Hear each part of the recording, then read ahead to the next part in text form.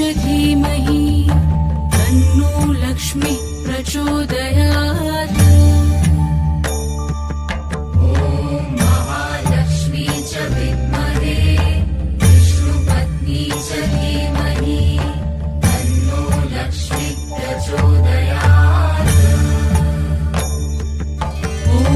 महालक्ष्मी च विद्महे विष्णुपत्नी च धीमहि तन्नो लक्ष्मी प्रचोदयात्।